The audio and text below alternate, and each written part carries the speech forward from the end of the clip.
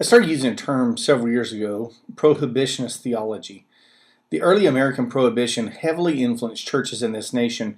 Rather than reading scripture and really trying to understand those things prohibited by Christ and what the Bible taught, many preachers adopted the political or the legal prohibitionist thinking of the day and began to interpret the Bible through that lens. We all have different lenses that we interpret the Bible through.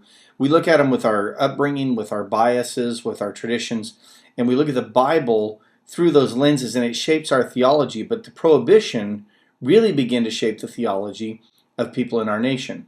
It led to all kinds of biblical compromises. For example, Jesus no longer turned the water to wine for his first miracle, but he turned the water to grape juice, a much different interpretation.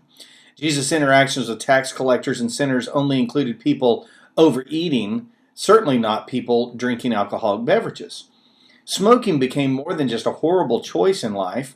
Smoking actually became a sin, not just unhealthy. Extramarital sex was elevated to virtually the worst sin you could possibly commit. This sin was directly linked to adolescence dancing, so dancing had to be forbidden. Why? Because dancing would lead to extramarital sex. Of course, dancing was caused by rhythmic music, so any music that had a beat and also had a rhythm that would cause dancing, well, it had to be condemned. On and on and on it went.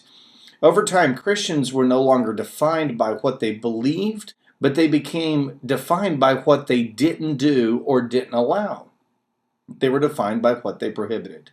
How could John be accused of being an abstinent person and Jesus being accused of an indulgent person if this didn't come into play? And rather than grapple with the complexity of the differences between John the Baptist and Jesus Christ, it was just easier and simpler to say, no Christians at any time, anywhere participate in these activities. This week, we're going to unpack the difference between abstinent John and indulgent Jesus, a little bit of a play on words there, and see what is it that God's really calling us to.